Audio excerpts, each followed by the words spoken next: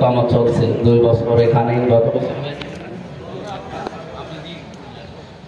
আমি জেল থেকে বের হয়ে একবার এসেছিলাম এই জায়গায়, এখানে তো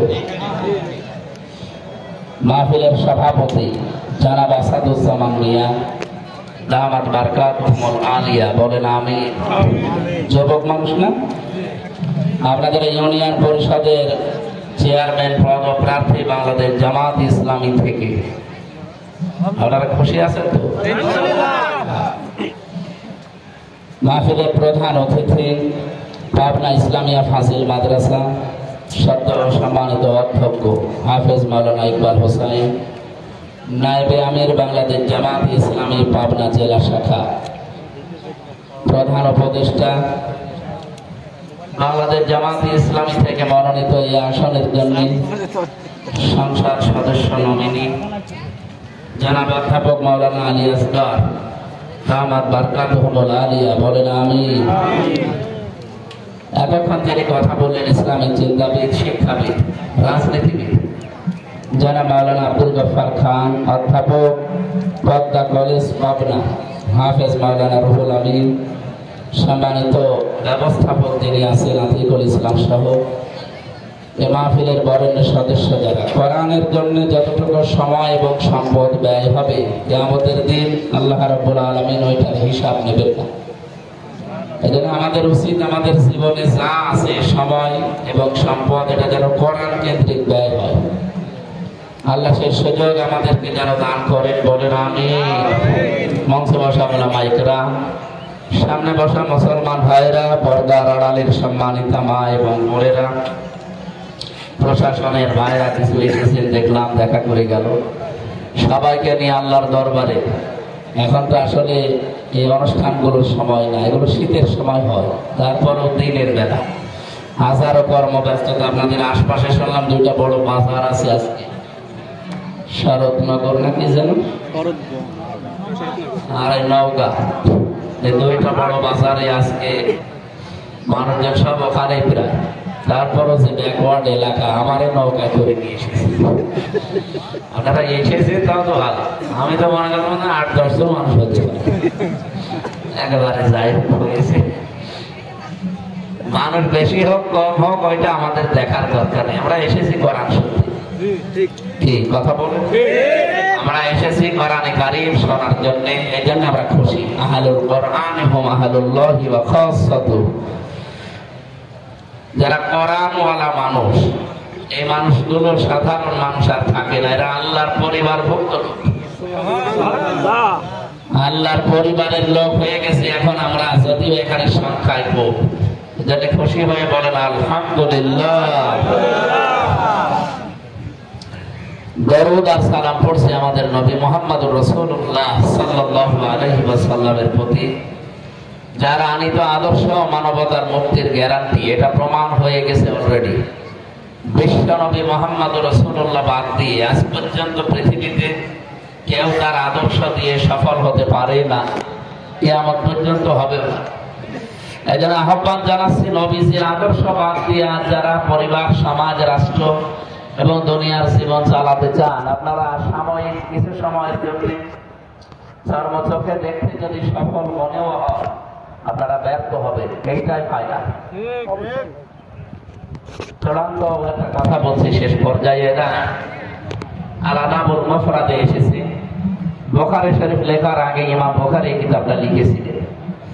ওখানে একটা হাদিস তিনি 6টা পয়েন্টে নিয়ে এসেছেন। একটা পয়েন্ট এমন আছে, দুনিয়ার ময়দানে যেই মানুষগুলো আদর্শ হিসাবে মুহাম্মদুর রাসূলুল্লাহকে মানে না, এ মারা যাওয়ার পরে বিনা বিচারে বিনা হিসাবে জাহান্নামী। যদিও নামাজ পড়ে, যদিও রোজা রাখে, আর যদিও মনে করে যে আমি মুসলমান ছিলাম। এই হাদিস তো আমি এখন বানালাম নাকি? হ্যাঁ, এই হাদিসটা 100% সত্য মনে হয় নাকি 98%? এই জবান যাদের আছে বলেন তো 100% না 98%? 100% সত্য হলে এই দেশে যারা আছে বিশ্ব নবীকে আদর্শ বাদ দিয়ে অন্য কাউকে মেনে চলে, সে যদি নামাজ পড়ে, রোজা রাখে, আর মনে মনে করে আমার তো ছোটবেলায় মুসলমানের দেওয়াই আছে, ওকে জান্নাতে যেতে পারবে না। ওকে জাহান্নামে যাবে, ওকে হিসাব নিকাশ নেবে আল্লাহ বিনা হিসাবে বিনা বিচারে। এত সত্য কথা শোনার পরেও যদি কারো মনের পরিবর্তন না হয়, ও যদি আরো উল্টো বসে, আমার মনে হয় ওর আর হেদায়েত কপালে নেই।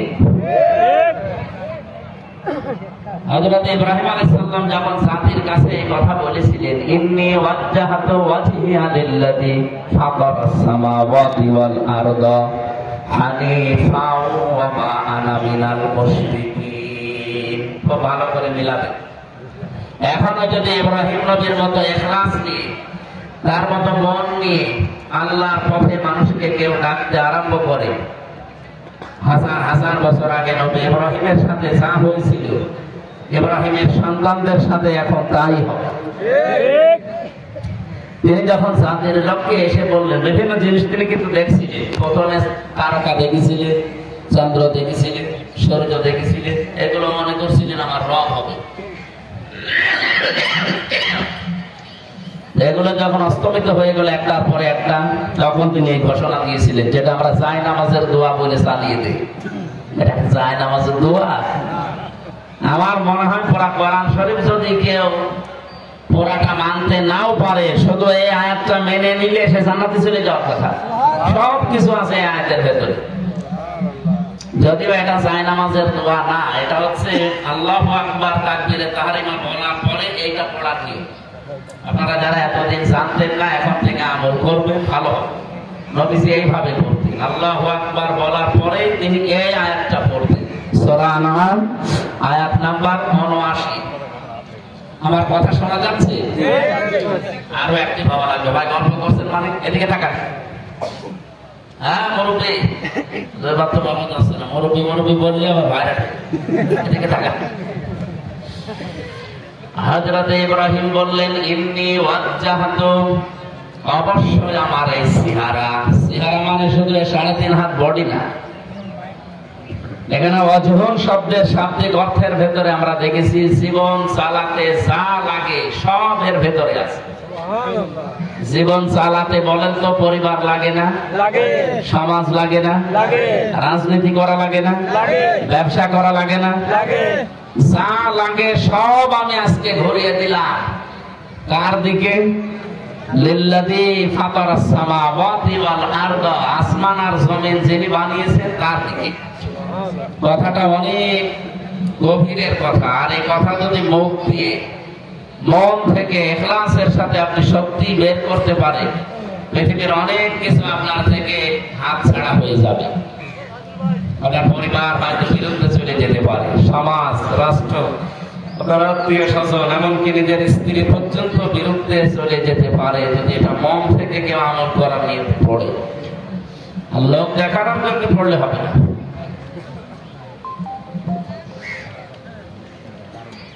মাঝখানে একটা শব্দ আল্লাহ দিয়েছেন। হযরত ইব্রাহিম বলেছিলেন, আমি শুধু আসমান জমিনের উদ্ভাবক, যিনি তার দিকে মুখ ঘুরিয়েছি, বিষয়টা এমন না। হানিফা, আমি লোক দেখানোর জন্য না, মন থেকে একনিষ্ঠ ভাবে ইখলাসের সাথে আমার মুখ আমি ঘুরিয়ে দিলাম। সুতরাং আজকে থেকে আমি সব কিছু বাদ দিয়ে ফিরে আসলাম। ওয়া আনা মিনাল মুশরিকিন, আমি মুশরিক না। আমি কি না? মুশরিক। এই ঘোষণা দেওয়ার পরে জাতির লোক যারা, তারা কিন্তু থেমেছিল না। আল্লাহ পাক বলেন, হাজ্জাহু কওমুহু, তার জাতির লোকেরা তার সাথে ঝগড়া বিবাদ, কথা কাটাকাটি, বিতর্ক এগুলো আরম্ভ করেছিল। নবী ইব্রাহিম বললেন, ক্বালা তুহাজ্জুনি ফিল্লাহি ওয়া ক্বাদ হাদান, তোমরা কি আমার সাথে ঝগড়া বিবাদ বিতর্ক এই জন্য করছো, অথচ আল্লাহ আমাকে হেদায়েতের উপরে রেখেছে। শুধু এতটুকু তিনি বলেননি, কদ দিয়েছেন, ওয়া ক্বাদ হাদান, অবশ্যই আল্লাহ আমাকে হেদায়েতের উপরে রেখেছেন, তার হেদায়েতের পথ আমাকে দেখিয়েছে। এরপরও কি আমার সাথে বিতর্কে লিপ্ত হবে? আমি এখান থেকে যে তথ্যটা জাতির লোককে মিডিয়ার মাধ্যমে জানাতে চাচ্ছি, সেটা এবার সামনে আসতেছে। আরো এদিকে অ্যাক্টিভ হয়ে থাকেন। ওয়ালা আখাফু মা তুশরিকুনা বিহি ইল্লা ইয়াশা রাব্বি শাইআ, ওয়ালা আখাফু, আমি ভয় করি না, মা তুশরিকুনা বিহি, তোমরা যে সমস্ত বিষয়কে শিরিক করো, আল্লাহর সাথে এই বিষয়গুলোকে আমি পরোয়া করি না, পাত্তা দেই না, ভয়ও পাই না। ইল্লা তবে আইয়াশা রব্বি শাইআ, আমার রব যদি চায় সেটা অন্য বিষয়। আসিআ রব্বি কুল্লা শাইইন ইলমা, আমার রবের জ্ঞান প্রত্যেকটা বিষয়কে পরিব্যাপ্ত করে আছে। আফালা তাতাযাক্কারুন, জাতির লোকেরা এরপরেও কি তোমরা শিক্ষা নেবে না? আমি এখান থেকে বাংলাদেশকে মিলিয়েছি।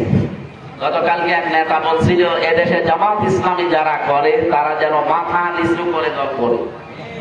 বলেন তো বাংলাদেশে জামাত ইসলামী বাদ দিয়ে এমন একটা দলের নাম বলেন যারা বাতিলের সামনে মাথা নত করে নাই? প্রত্যেকেই আমরা দেখি তারা হয় বিক্রি হয়ে গেছে না মাথা নত করেছে। শুধুমাত্র এই দেশে 54 বছরে টিকে আছে জামাত ইসলাম। যারা এই কথা বলে তারা কিন্তু বিভিন্ন কায়দায় আল্লাহর সাথে শিরিক করছে। হযরত ইব্রাহিম এর একটা সুন্দর কথা বললেন, কাইফা আখাফু মা আশরাকতুম ওয়া লা তাখাফুনা আন্নাকুম আশরাকতুম বিল্লাহি মা লাম ইউনাজ্জিল বিহি আলাইকুম সুলতানা। জাতির লোকেরা তোমরা যে বিষয়ে আমাকে ভয় করো, ভয় দেখাও, শিরিক করো তোমরা যে বিষয়গুলো নিয়ে, তোমরা আল্লাহর সাথে শিরিক করে যদি ভয় না পাও, আমি আল্লাহর সাথে শিরিক করি না, আমি ভয় পাবো কোথায়? বাংলাদেশে যারা ইসলাম নিয়ে রাজনীতি করে তারা আল্লাহর সার্বভৌমত্ব এই দেশে প্রতিষ্ঠা করতে চায়, হয়তো তাদের থাকার কথা না। আর এটার ভেতরে অগ্রগামী অগ্রগণ্য হয়ে আছে বাংলাদেশ জামাত ইসলাম। আপনি যাই মনে করেন ভেতর থেকে আপনার এই কথায় আসবে। তাছাড়া 11 জন মানুষ জীবন দিয়ে গেল অলরেডি, বাইরের দেশে ছিল আমেরিকাতে, সেখান থেকে এসে জীবন দিল মীর কাসেম আলী শহীদ রহমতুল্লাহ আলাইহি। যারা ফারহানা হাসিনার মতো পালিয়ে যেতে, তারা তো ছিল ওই দেশে। এদেশে না আসলেই তো তারা বেশি থাকতে পারতো এতদিন, যদি আল্লাহ হায়াত দিত। নিজেরা নির্দোষ ছিল, নিজেরা আল্লাহর আইনের পক্ষে ছিল, এই জন্য তারা ভয় পায়নি। আর যে মানুষগুলো আল্লাহর আইনের বাইরে অন্য কোনো আইন প্রতিষ্ঠা করতে চায় তাদের সবচেয়ে বেশি ভয়, তারা আগে পালায়। আপনি দেখবেন যারা মানুষের তৈরি করা আইন প্রতিষ্ঠা করতে চায়, ট্রাকের চাকা বাস্ত হলে তারা দৌড়ে যায়। আমি নিজে দেখেছি, বিশাল আয়োজন, মাইক হাতে দিয়ে সেরকম বক্তব্য চলছে, হঠাৎ কে যেন একটু আওয়াজ দিয়েছে পেছন থেকে, আমি কি একটা বানিয়ে অনেকে মিথ্যা মনে করতে পারে এ গান গাইলে বাড়ি একজন টুকুমিয়া, আমি নাম পোড়াটা নিলাম। অনেক কয়েকদিন আগেও বাঘের মতো হুঙ্কার দিচ্ছিল দেশে জামাত ইসলামী ছাড়া তারা রাজনীতি করতে পারবে না। রাজনীতি দেশে কে করবে না করবে এটা ঠিক করবে বাংলাদেশের জনগণ। আপনি কি 54 বছরে মিথ্যা ধোয়া তুলে যারা বন্ধ করতে পারে না, আপনি একদিনে এসে আগস্টের 5 তারিখের আগে যে কথাকে বলতো না, হঠাৎ করে এদেরকে নাড়াচাড়া কারা দেখছে আমরা জানি। আপনি দেখেন আগস্টের 5 তারিখের পর থেকে যতগুলো কথা এদেশে ইসলাম পন্থীদের ব্যাপারে বলা হচ্ছে, বিশেষ করে যারা আল্লাহর আইন চায় তাদের ব্যাপারে, এগুলো একটা তাদের নিজেদের কথা না, সব দাদাদের শেখানো। তাদের সর্বোচ্চ পর্যায়ে যে লোকটা আছে সেই লোকটা পর্যন্ত কয়েকদিন আগে দেশের হাজারো ইসলামপন্থী তাওহীদি জনতা মানে মুখে মুখে রক্তক্ষরণ আরম্ভ করে দিয়েছে। তারা এটা বলতে চাচ্ছে এই দেশে যেন চরমপন্থা এবং মৌলবাদের অভয়ারণ্য না হয়। আমরা এই কথা বিকল্প আরেকটা কথা তৈরি করে অলরেডি বলেছি, এই দেশে যেন পাথর দিয়ে মানুষ মারা সাদাবাজদের অভয়ারণ্য না হয়।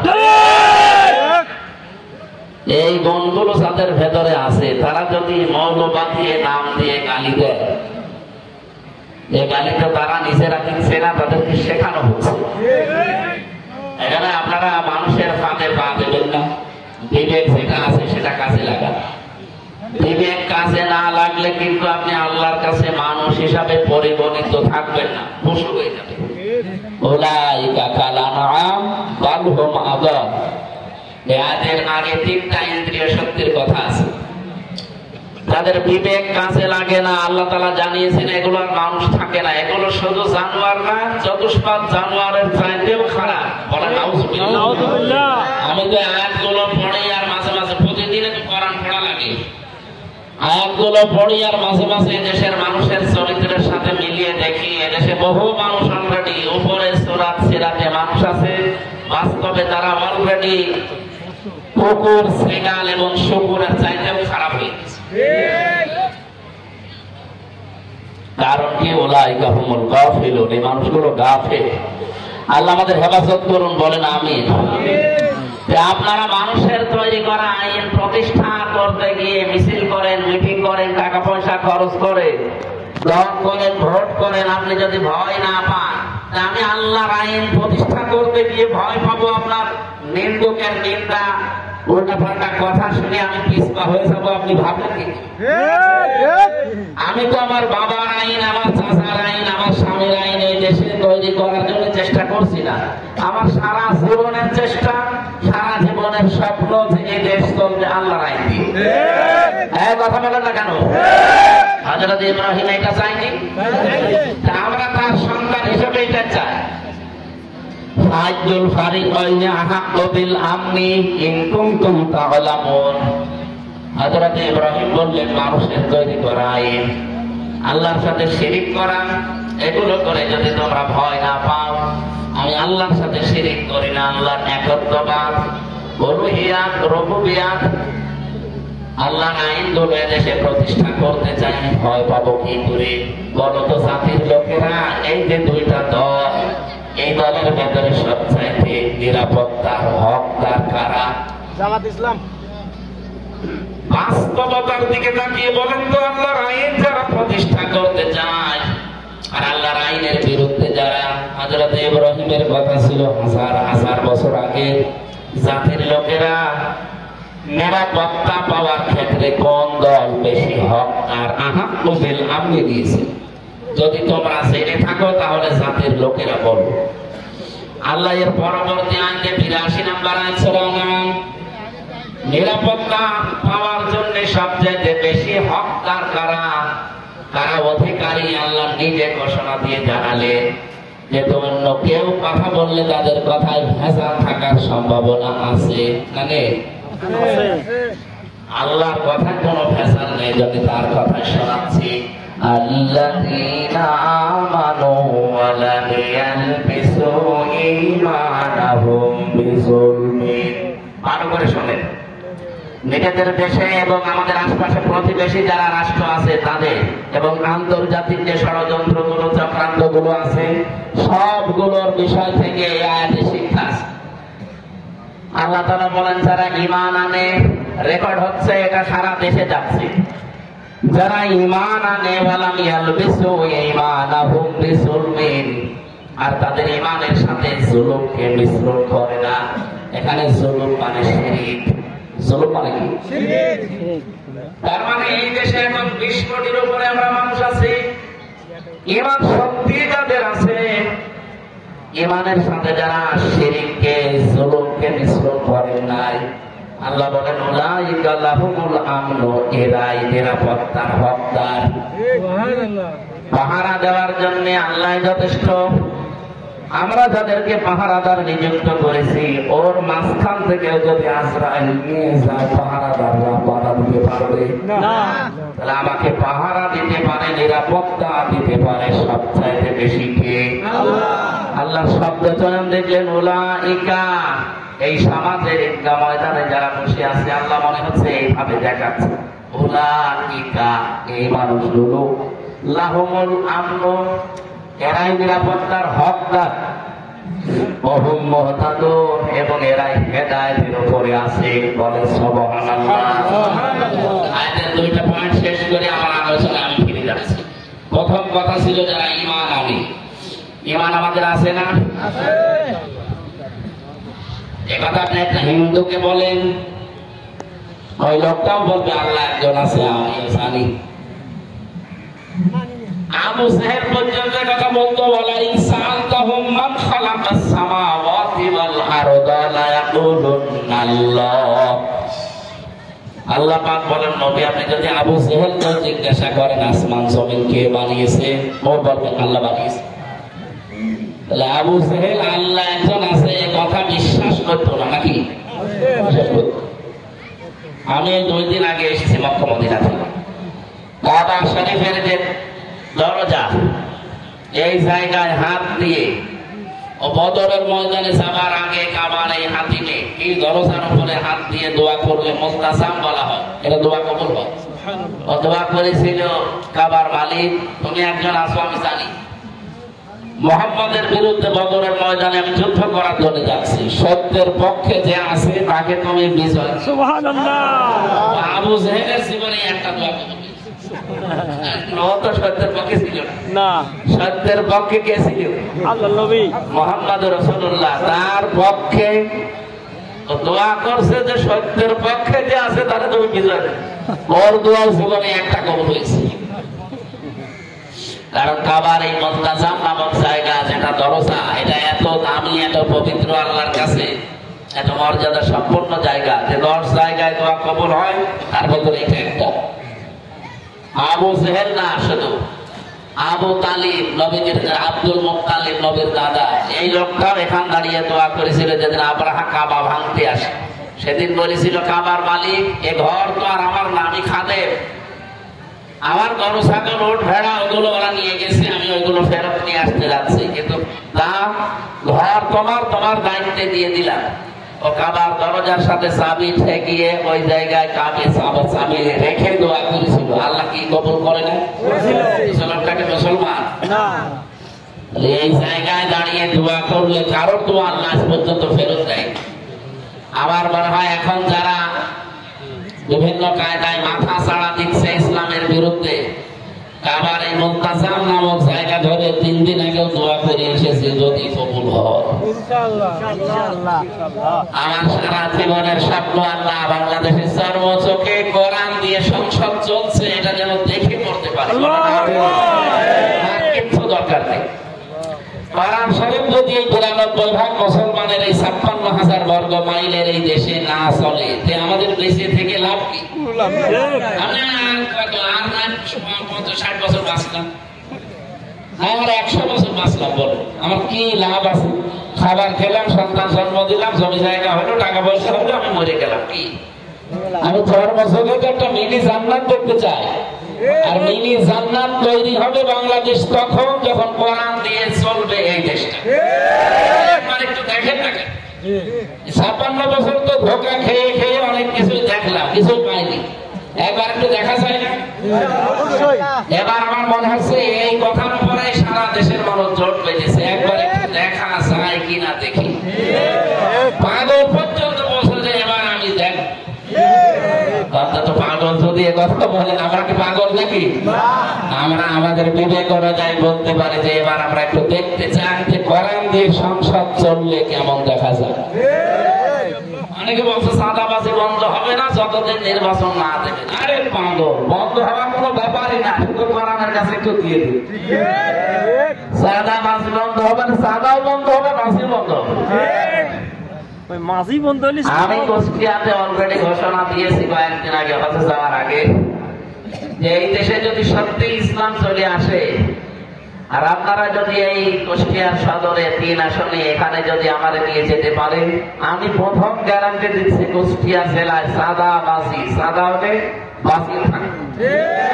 ওটা বন্ধ করতে হয় কি মেডিসিন দিয়ে, এটা আমি জানি। মানুষ যত কঠিন হোক ভয়ঙ্কর হোক, তাকে টাইট করার জন্য কোন ঔষধ দেওয়া লাগে এটা কেউ না জানলে কে জানে? আল্লাহ।